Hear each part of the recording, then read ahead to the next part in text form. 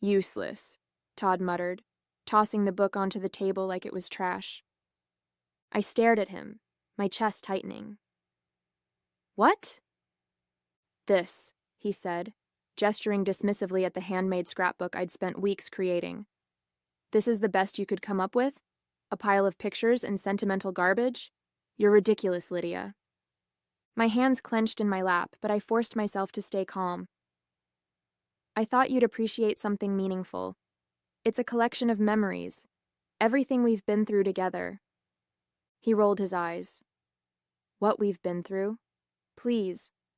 I'm tired of all this overly emotional crap.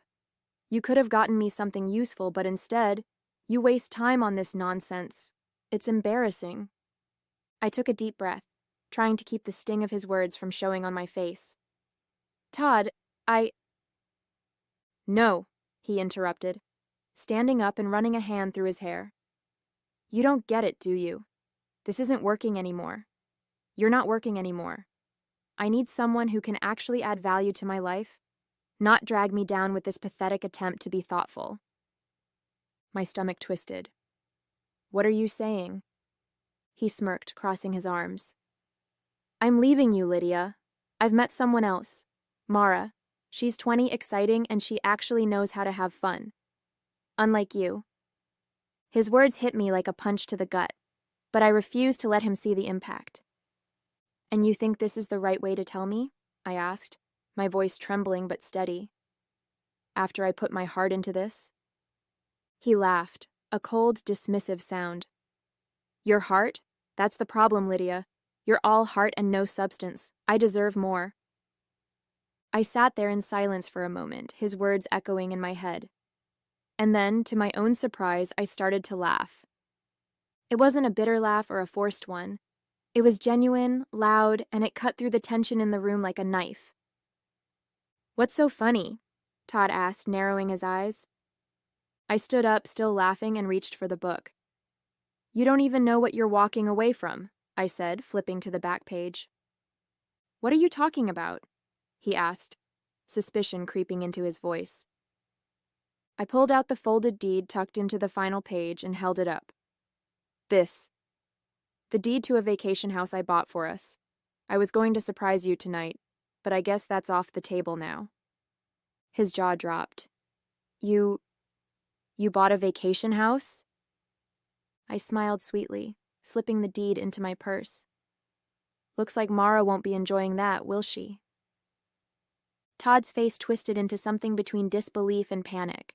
For the first time all evening, he was at a loss for words. You bought a house? He finally stammered, his smug confidence crumbling. Since when do you make decisions like that? I tilted my head, my smile never wavering. Since I realized I can't depend on you for anything meaningful, Todd. While you were busy finding excitement with a 20-year-old, I was building a future. For us. Silly me for thinking we wanted the same things. He opened his mouth to retort, but closed it again, his eyes darting to the book still lying on the table. It was as if he were trying to figure out how this had slipped through his fingers. You're overreacting, he said finally, though his voice lacked conviction. This doesn't change anything. Mara and you? I cut him off, shaking my head. Todd, I don't care. Take her, take your exciting life, and get out of mine. You've made it abundantly clear where I stand. I walked out of the living room and into the bedroom we once shared, the sound of Todd's sputtering excuses following me. As I packed a small overnight bag, I could hear him pacing, probably trying to figure out how to salvage the situation without admitting he'd completely miscalculated. I paused for a moment, staring at the photos on the dresser, wedding pictures, trips we'd taken, moments that once seemed so full of promise. They felt like relics from another life, one I'd been clinging to for far too long. By the time I returned to the living room, Todd was standing by the door, his arms crossed in what I assumed was an attempt to look composed. You're really just going to leave? He asked, his tone incredulous. I am, I said simply, brushing past him. This is ridiculous, he snapped. You're being petty, Lydia. You'll regret this. I paused at the door, turning back to face him. Maybe. But at least I won't regret staying in a marriage where I'm nothing but a punchline to you. With that, I stepped outside, the night air cool against my face. I felt the weight of Todd's expectations lift off my shoulders. As I drove away, the deeds safely tucked in my bag, I realized I wasn't leaving with just my belongings. I was leaving with something far more valuable, the clarity that I deserved better. Let Todd have his fun. I was done playing the part of the loyal wife in his selfish little game. I drove straight to Grace's house. She was the only person I could think of who would truly understand what had just happened without judgment. When she opened the door, she took one look at me and frowned. What did he do this time? Can I come in? I asked, my voice steady but tired. She stepped aside, waving me in. Of course, kitchen or living room? Kitchen, I said, knowing she'd already be reaching for the wine. Minutes later, we were seated at her small kitchen table, a glass of Merlot in front of me and her undivided attention across from me. So, she said, leaning back in her chair. Spill. I took a deep breath, recounting everything, from the scrapbook to Todd's cruel words to his grand announcement about Mara. By the time I got to the part about the vacation house, her jaw had dropped. He called you useless after all you've done for him, she said, her voice rising with indignation. And then had the audacity to tell you he was leaving for some 20-year-old? Are you kidding me? I shook my head, swirling the wine in my glass. Nope, that's Todd. Always so self-assured, always thinking I'd just roll over and accept it. But you didn't, Grace said, a smile breaking through her anger. You walked out. You took back the house. And honestly, Lydia, good for you. Hearing her say it out loud made something inside me shift. I hadn't just walked away from Todd. I'd walked away from years of trying to be someone he could appreciate, someone who would never be enough for him. What now? Grace asked, snapping me out of my thoughts. I don't know, I admitted. I've been so wrapped up in making our marriage work, I don't even know who I am outside of it. Grace reached across the table and placed a hand over mine. You figure it out, one step at a time, but first you stay here tonight. No arguing. I smiled. Thanks, Grace. Later that night, as I lay on the couch in her living room, I felt the exhaustion of the day finally catch up to me. But beneath the tiredness was something else. Relief. Todd was no longer my problem. For years, I'd bent over backward to make him happy, and now I didn't have to. I didn't know what the future held, but I was excited to find out. The morning after I left Todd, I woke up in Grace's living room to the sound of my phone vibrating relentlessly on the coffee table. Groaning, I reached for it, squinting at the screen. Missed calls. 6. Text messages. 14. All from Todd. I unlocked my phone, scrolling through the barrage of messages. Where did you go? We need to talk. You're being childish, Lydia. You can't just walk away like this. The last one made me laugh bitterly. Walk away? That's exactly what he'd told me he was doing last night. Grace wandered into the room, a cup of coffee in hand. Let me guess. Todd? Bingo, I muttered, holding up the phone. He's losing it. Well, what did he expect? She said, setting the coffee down in front of me. You don't get to treat someone like garbage and then act shocked when they stop putting up with it. I nodded, sipping the coffee. He's not used to consequences. He's always gotten away with everything, his arrogance, his selfishness. But this time he's not getting what he wants. Damn right he's not, Grace said, a satisfied grin on her face. Later that day I received another text, but this one caught my attention. I'll come by the house later, we need to sort this out. My house. He was still acting like it was his, like he had any right to come and go as he pleased. I thought about replying, telling him to stay away, but then I remembered something Grace had said the night before. Let him stew in it for a while. Instead, I ignored the text and spent the day with Grace, helping her with errands and catching up on parts of my life I'd neglected for years. By the time I returned to my house that evening, Todd's car was already parked in the driveway. I parked on the street, taking a deep breath before walking up to the door. He was pacing in the living room when I walked in, his expression a mix of anger and desperation. "You finally decided to show up," he said, his voice sharp. "I live here," I replied calmly, setting my purse down on the counter. "What are you doing here?" "We need to talk," he said, his tone softening. "This has gotten out of hand."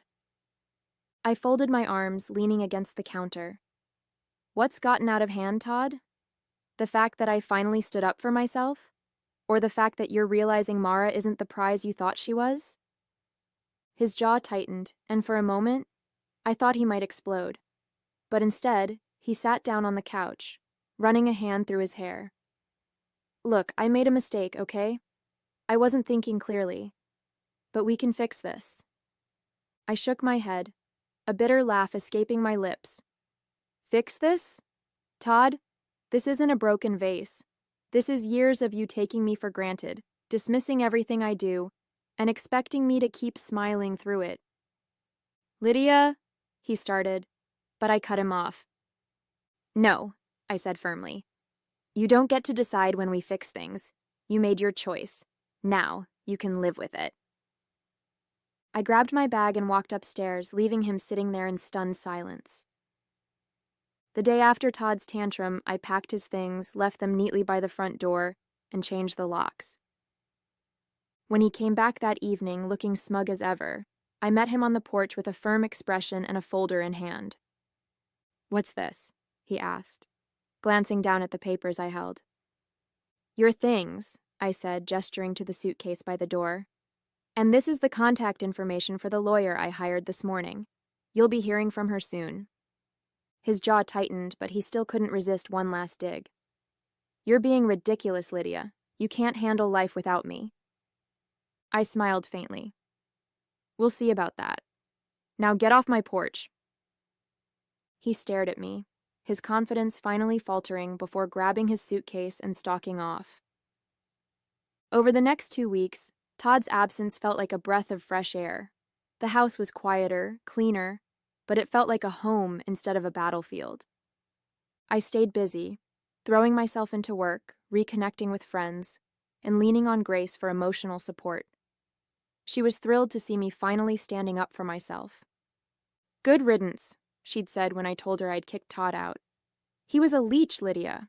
You're better off without him." I knew she was right, but there were moments, quiet ones, usually late at night, when doubt crept in. Had I really done the right thing? What if I ended up regretting it?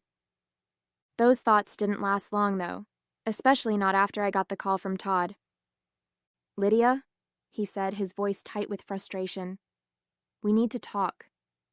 I sighed, already tired of the conversation before it began. "What do you want, Todd?" "It's Mara," he said, bitterness dripping from every word. "She's gone." The corner of my mouth twitched. "Is that so?" "She laughed at me," he spat, the words coming out in a rush. "She said I was pathetic, said I threw away the only good thing I had going for me. She couldn't believe I let you keep the house." Now I was smiling outright. "Ah, the house. I'm sure that stung." "She said I was an idiot," he continued, ignoring my sarcasm. "A complete loser for losing everything you'd worked for." And then she walked out. It was almost too satisfying to hear. The man who dismissed me, belittled me, and thought he could replace me with someone younger was finally facing the consequences of his actions. "And now you're calling me because—" I asked, my tone cool. "Because I made a mistake," he said, his voice dropping. "A huge mistake. Can we talk? Please?" I shook my head, even though he couldn't see me. "No, Todd. We have nothing to talk about. You made your bed. Now you can lie in it." Before he could respond, I hung up, letting the silence settle around me like a warm blanket.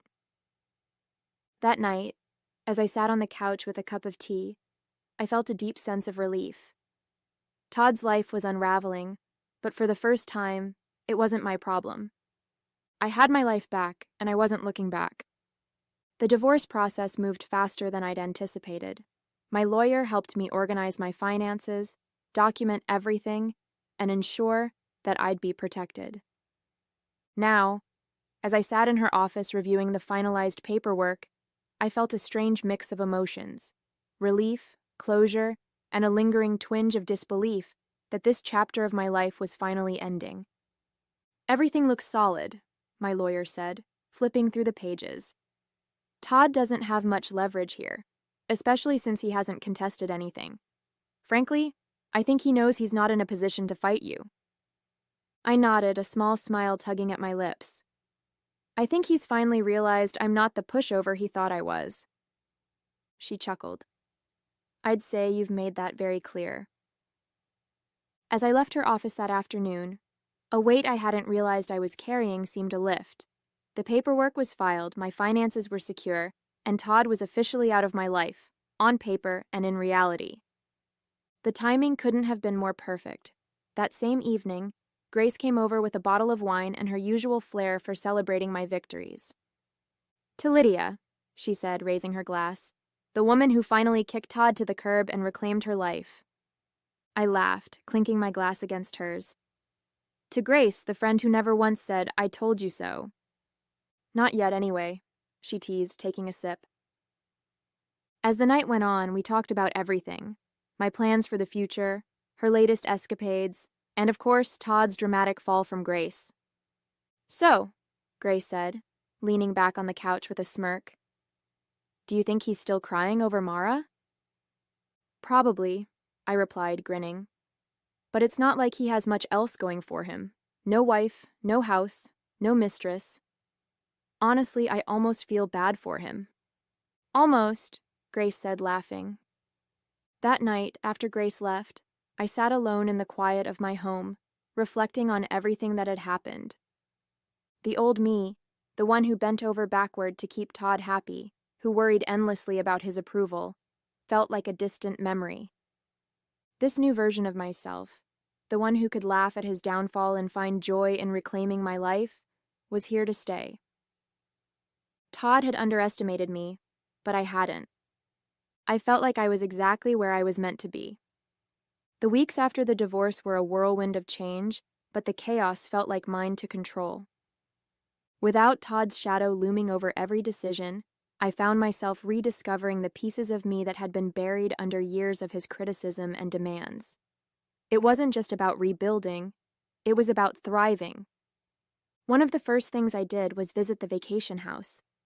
For so long, it had been this abstract symbol of hope, a promise of something better for our future.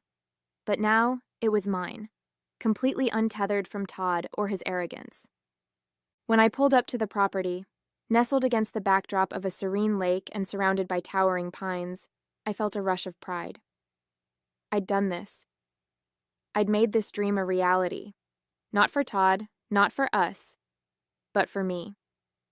Inside, the house was everything I'd imagined: cozy but spacious, with large windows that framed the picturesque view. I spent the weekend there alone, unpacking boxes, arranging furniture, and savoring the peace that came with knowing I no longer had to share it with someone who didn't value me. Grace came to visit the following weekend, bringing her usual brand of contagious energy. "This place is amazing," she said, spinning in a slow circle in the living room. "How did you keep this a secret for so long?" "I don't know," I admitted, laughing. "I think I wanted it to be perfect before I shared it with anyone. And honestly, part of me was afraid Todd would ruin it." "Well, it's perfect now," she said, plopping onto the couch. "And you deserve every bit of it." I smiled, feeling a warmth that had nothing to do with the sunlight streaming through the windows. I felt like I truly deserved something good. As the weeks turned into months, I started to fill my life with things I'd put on hold for too long. I took up photography again, spending hours capturing the beauty of the lake and the surrounding woods. I joined a local book club, something Todd had always scoffed at as a waste of time. And I started traveling, not for work, not to meet anyone's expectations, but simply because I wanted to. Each new experience felt like a small rebellion against the version of myself I'd been with Todd. I wasn't just living, I was thriving. One evening, as I sat on the deck of the vacation house with a glass of wine in hand, I thought about the life I'd left behind. There was no anger anymore, no bitterness, just gratitude for the lessons I'd learned and the freedom I'd gained. A few months after the divorce was finalized, life felt like it had finally settled into a new rhythm. The vacation house became my sanctuary, a place where I could be alone with my thoughts or invite friends over to share the peace I'd found. Grace visited often, usually with a bottle of wine and stories about her latest adventures. "You've completely transformed, you know that?" she said one evening as we sat by the fire pit overlooking the lake. I looked at her, raising an eyebrow. "Transformed how?" Grace grinned. The old Lydia? She would have been fussing over everyone else's comfort, worried about whether the cushions were fluffed or the glasses were filled. This Lydia? She gestured at me, sitting in sweatpants with a cozy blanket wrapped around my shoulders. She's relaxed, happy, and not giving a damn about what anyone thinks. I laughed, sipping my wine. I guess I've realized I can only control my own happiness. Trying to make Todd happy was like pouring water into a bucket with a hole in it. It was never enough. Those lessons extended beyond the house, too. I started freelancing, something I'd always wanted to do but never pursued, because Todd thought it was too unstable. Now my schedule was my own, and the freedom was exhilarating. One of my clients, a design firm, invited me to lead a workshop for their team. The experience reignited a confidence in me I hadn't felt in years. "Why haven't you started your own business?" the CEO asked after the workshop. The question lingered in my mind long after I left the meeting. Why hadn't I? A few weeks later, I started laying the groundwork for my own consulting firm. It was terrifying, but for the first time, I wasn't holding myself back out of fear of failure, or worse, Todd's disapproval. Grace cheered me on every step of the way, even helping me come up with a name for the business. "Phoenix Consulting," she suggested, her eyes sparkling with excitement. "Because you've risen from the ashes like the badass you are." I rolled my eyes, but I couldn't help smiling. Phoenix Consulting it is. As I poured myself into building the business, I felt a sense of purpose that had been missing for years. Every small win, a new client, a glowing review, a successful project, was a reminder of how far I'd come. And for every win, there was a quiet moment of gratitude. Gratitude for the strength I'd found, for the friends who'd supported me, and for the chance to rebuild my life on my own terms. One evening, as I sat on the deck with my laptop, finalizing plans for a new project, my phone buzzed with a message. It was from Todd. "Can we talk?" I stared at the screen for a moment before deleting the message without replying. Some things were better left in the past. 6 months after I walked away from Todd, I stood on the deck of the vacation house, watching the sun dip below the horizon. The lake shimmered with hues of orange and pink, the kind of view that used to feel like a luxury but now felt like a promise I'd made to myself, and kept. I had built a life I was proud of. Phoenix Consulting was thriving, far beyond what I'd imagined when I started. The freedom to choose my clients, my hours, and my projects made me feel alive in ways I hadn't felt in years. Grace visited that evening, as she often did, carrying a box of pastries from a local bakery. "You know, I never thought I'd say this," she said, setting the box on the table, "but I think Todd did you a favor." I laughed, pouring us both a glass of wine. "You're not wrong. If he hadn't been such a jerk, I might still be stuck trying to make him happy." She raised her glass. "To Todd, the world's most clueless man, for setting you free." We clinked glasses, laughing, but her words stayed with me long after she left. I'd been so focused on moving forward that I hadn't stopped to reflect on just how much had changed. The timid version of myself who constantly sought Todd's approval felt like a stranger now. This new life wasn't just about escaping a bad marriage. It was about rediscovering who I was, what I wanted, and what made me happy. And I felt like I knew the answers. As the stars began to dot the sky, I grabbed a notebook and pen, jotting down ideas for the future. A new marketing strategy for Phoenix Consulting. a list of places I wanted to travel to next, goals I hadn't dared to dream of until now.